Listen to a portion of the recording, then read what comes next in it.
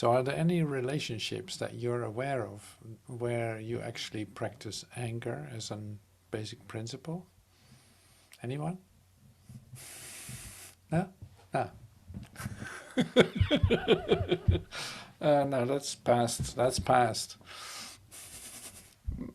In fact, it is always past, right? That is always past. So, see, this is, I think, very healthy to laugh about it because it's literally like impossible. It seems like impossible to be in relationships or to have to deal with people and not become angry. That's impossible. It's amazing, isn't it? So maybe the first day it's okay, and maybe after 3 days still okay, but then something happens.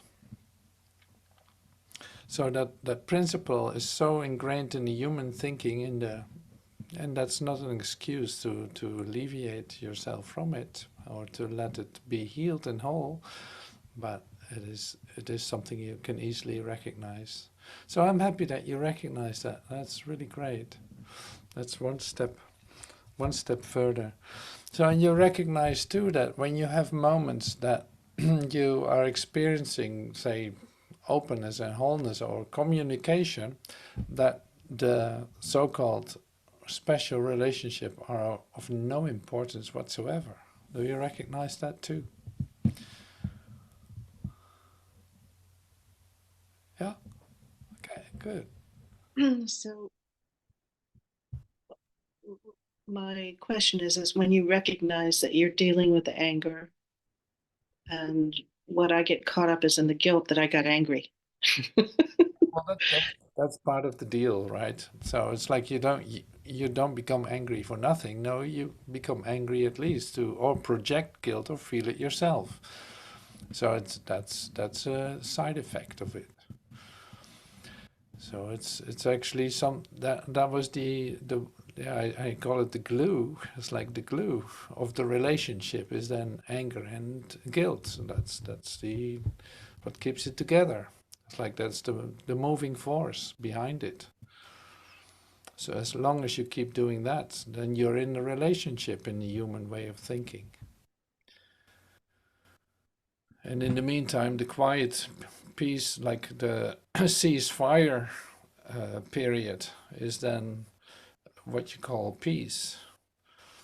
It's the same as between countries. It's like that's the moment where you cease fire. So that's like, okay, yeah, now we can exchange stuff again and until the next attack. Like, well, that doesn't have anything to do with peace then. If it's conditional, it's temporal. So very interesting. So you can imagine that it keeps you away from experiencing pure communication because it's complete disturbance. Like it's a total denial, in fact, of the possibility that you have to be in perfect communication.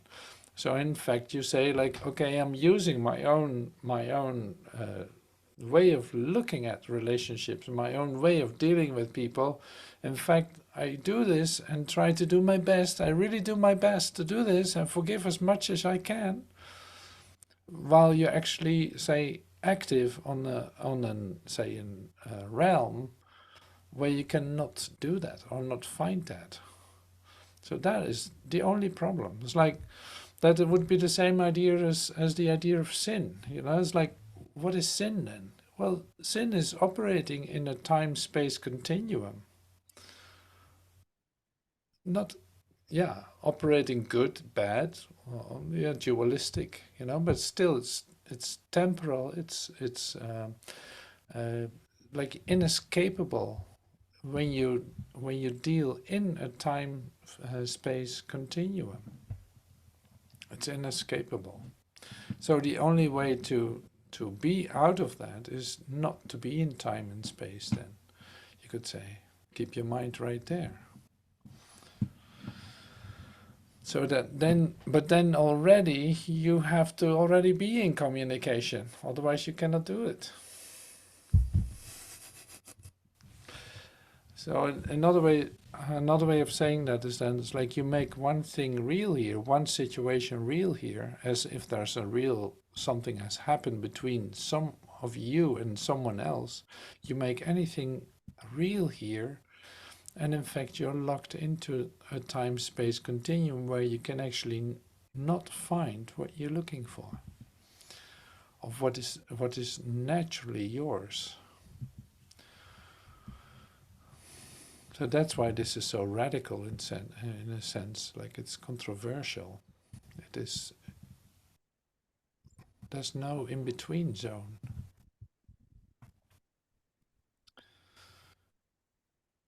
Yeah, go ahead. Just jump in. Just share whatever you feel like. It's perfectly all right.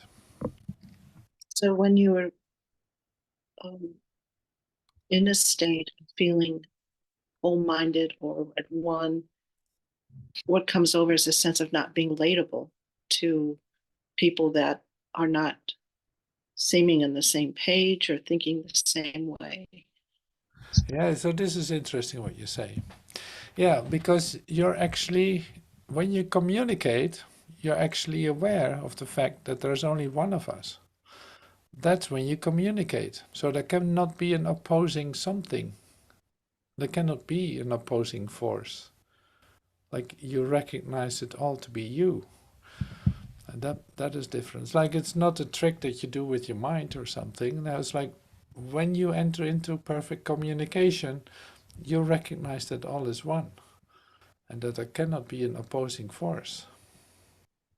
So that is what the Course is referring to. Jesus, it says you can't have two masters. There's no compromise. If Right. you keep walking back and forth, you're going to have that insanity. Yeah, yeah. So what does your ego mind do? Like what does your personality mind do? It tries to make a deal. Like a little bit of both. A little bit of heaven and yeah. So like this one impossibility it's looking for and doesn't really want to find it, but at least it's looking for it. I really try to forgive it as much as I can. I really cannot forgive it any more than I already have done. You know, it's like the dramatic attitude of, in fact, an mortal holic. It's like you're addicted to death. That's why you say these things. The same as, yeah, I really couldn't take my hands off that drink. I had to pick up that glass. It was so close to me, I had to get it. Yeah, that's the same story. You're drinking then. So it's the same with the mortalholic, like somebody who, say, confirms the idea of an realm where you can die, where you are born in, and where you can die. That is temporal. Is in fact what a mortalholic is. Like you first have to admit you are one, otherwise you don't even know you are one. But then also, it's like your investment in what you value, you will not let go of it when you still value it. So if you really have a belief in death and temporalness as if that's going to be your salvation, then yeah, you will not find it. So to let this come to you and start to see that giving that up is no sacrifice whatsoever, but it is truly your salvation to do the will of God, like to see that that's the only will there is, then it can dissolve. So that's a huge shift. That's why this is so, yeah, it's all or nothing. Like you're either in sin or you're not. You're either in a guilt trip, whether with a ceasefire or who knows what, or you're out of it.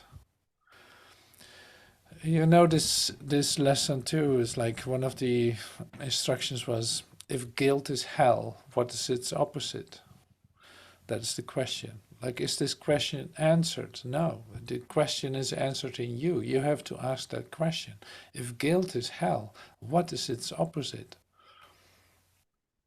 I have to know. Well, you cannot find it here.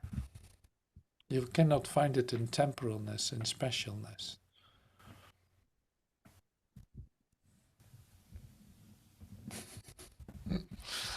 So yeah, That's the practice. But like I said, so more and more it becomes clear why it's like special relationships and relationships in general are like a perfect way to train, in fact. Like literally because your investment is in there. Remember this, that you put all your value in it in order to survive, to reproduce, for your own continuation.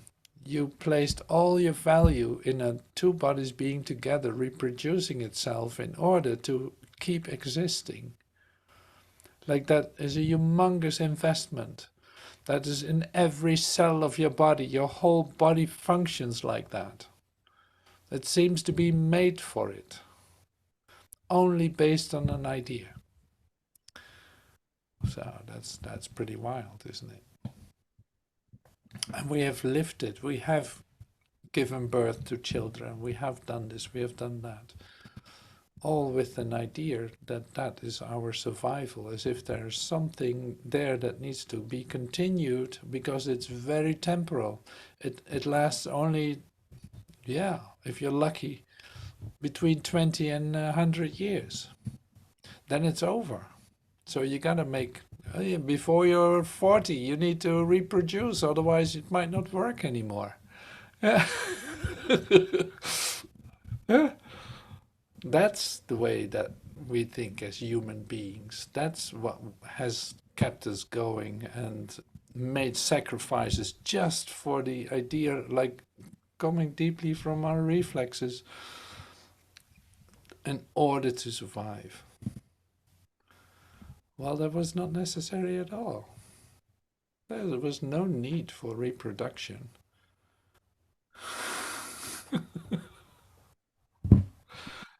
I should have known. It saves so much energy and hassle. Why don't they learn this at school?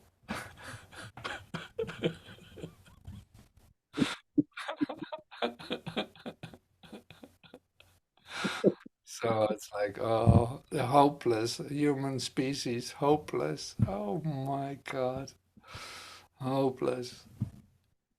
Oh,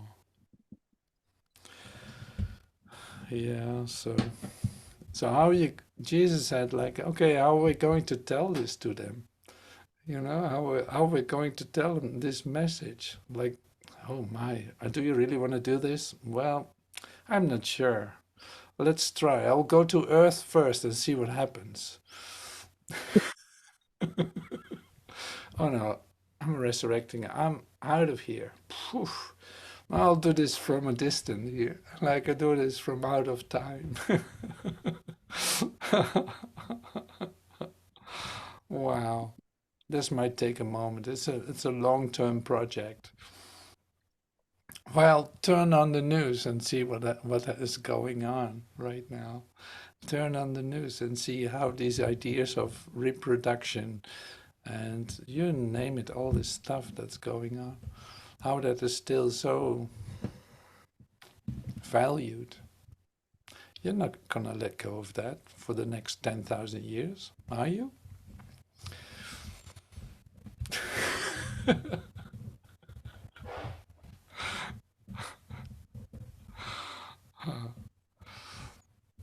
Yeah. So this is a great chapter. And if you can laugh about this, look at how lucky you are. You know, that's uh, that's why I say this continuously, but it's so hard to express it. It's like, see what gift is given. This is not just words and concepts. This is, look at what's going on. It is humongous. It's so big, so beautiful. Thank you for everything. And yeah, all right. Bye for now. See you later. Bye.